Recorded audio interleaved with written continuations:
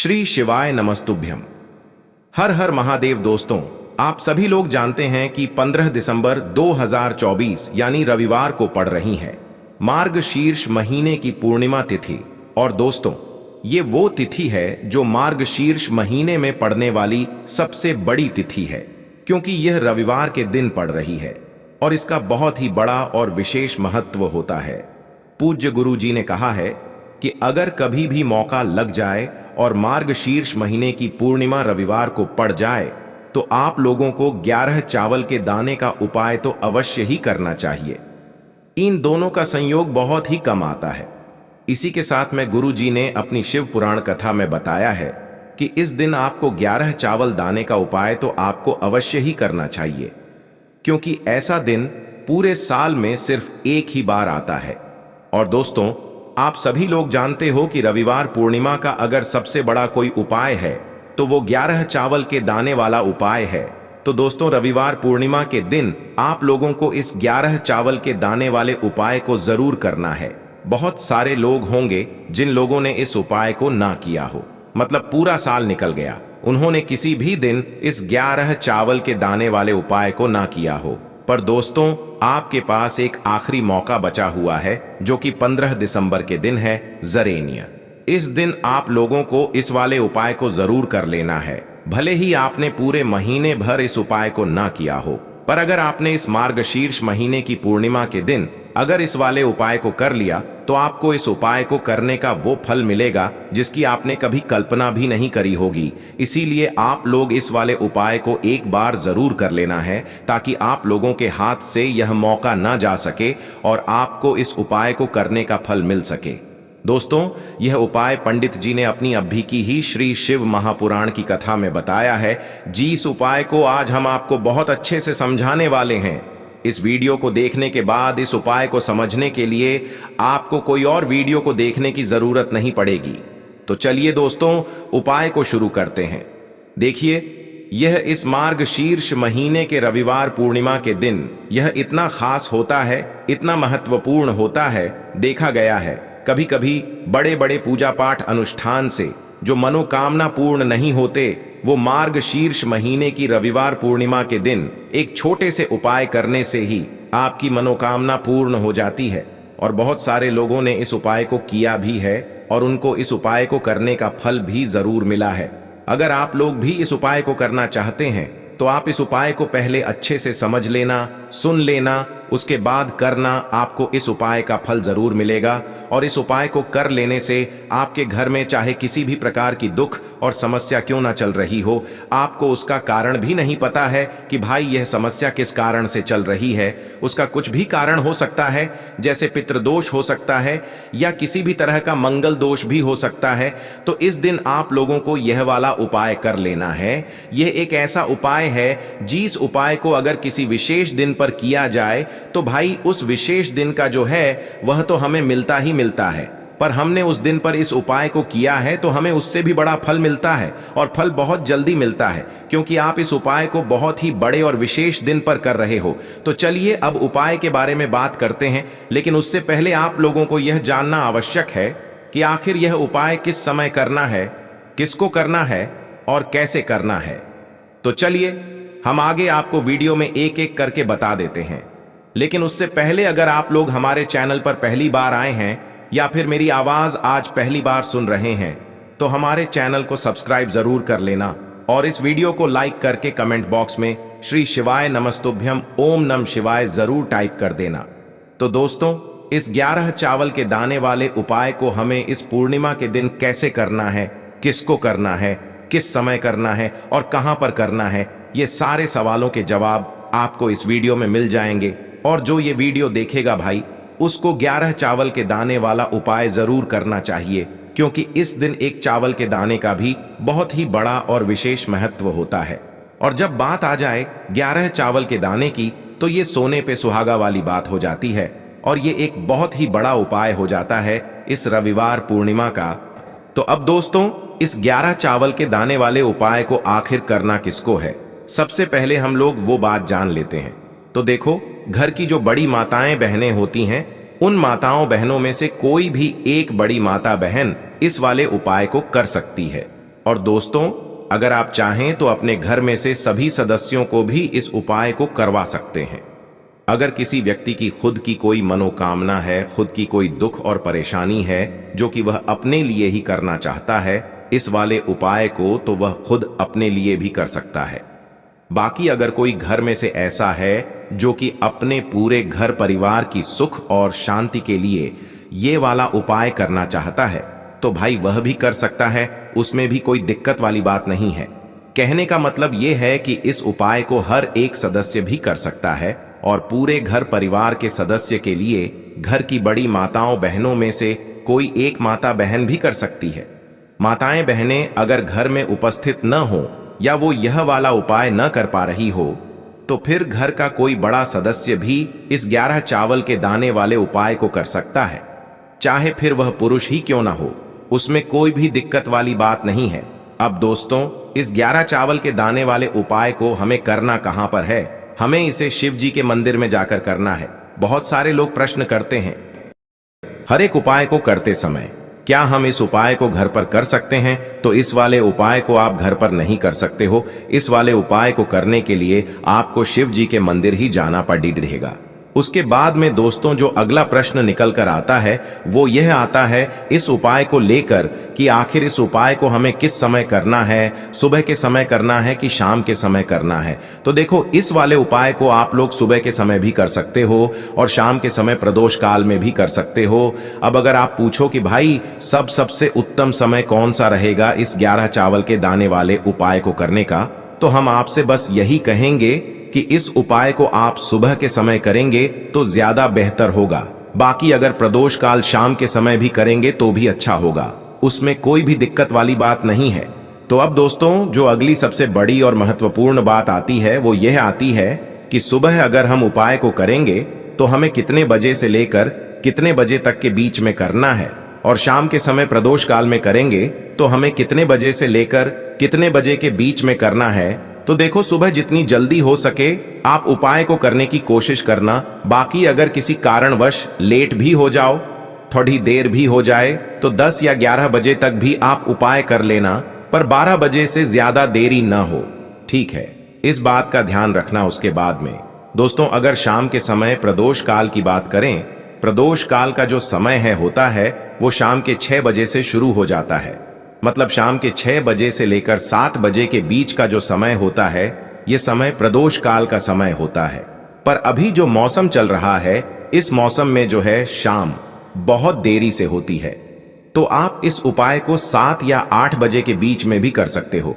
मतलब शाम के 6 बजे से रात 8 बजे के बीच में आप कभी भी इस वाले उपाय को कर सकते हो, उसमें कोई भी दिक्कत वाली बात नहीं है। अब दोस्तों, यहां पर इस उपाय को लेकर एक और सबसे बड़ी बात यह निकल कर आती है कि इस 11 चावल के दानों को हमें लेना कहां से होता है, और हमें इस उपाय को करने के साथ में क्या और कुछ भी सामग्री ऐसी होती है जो शिव जी के मंदिर लेकर जानी पड़ती है।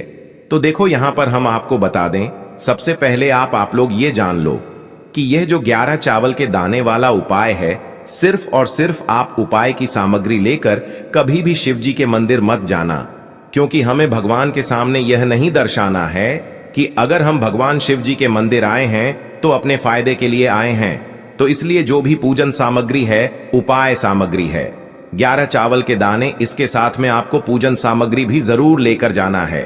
देखो, अगर सुबह के समय उपाय कर रहे हो तो सीधी सी बात है, 1 लोटा जल तो आप लेकर जाओगे ही जाओगे। वही 1 लोटा जल अगर मिट्टी का जल हो तो बहुत अच्छा रहेगा। मिट्टी का जल कैसे बनाया जाता है, इसके लिए हमने पहले से बहुत सारी वीडियोस बना दी है।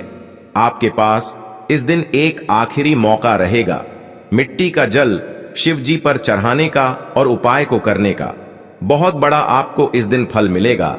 तो इसलिए इस दिन हो सके तो भाई मिट्टी का जल चढ़ाना, तो अपने साथ में कम से कम 1 लोटा जल तो आपको लेकर जाना ही जाना है। अगर मिट्टी का जल नहीं है तो घर का जल भी आप इस्तेमाल कर सकते हो।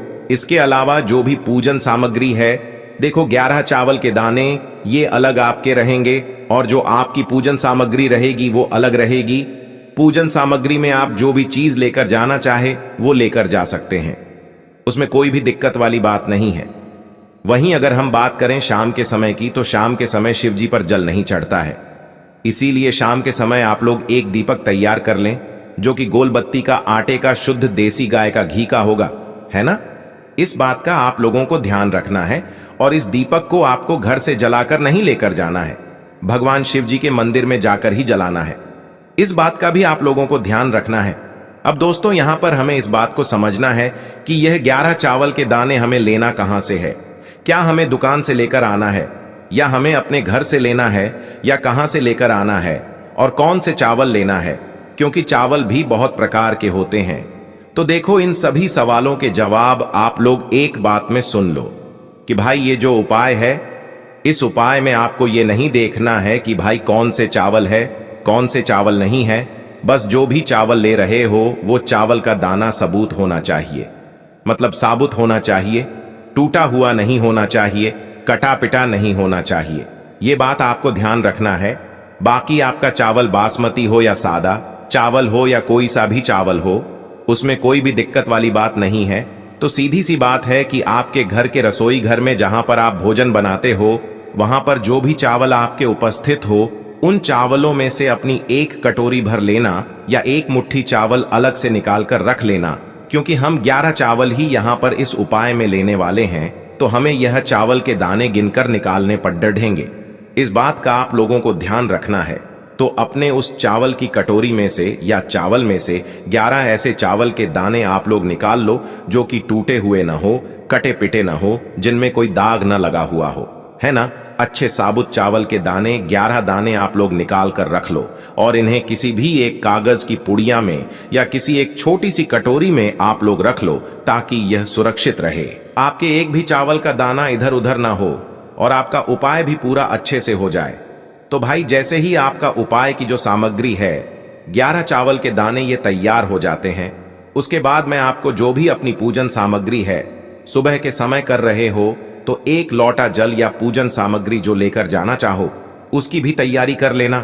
और शाम के समय जा रहे हो तो भाई अपना जो दीपक है उसे तैयार कर लेना, ठीक है। और उपाय को करते समय शुद्धता का विशेष रूप से ध्यान रखना, ठीक है।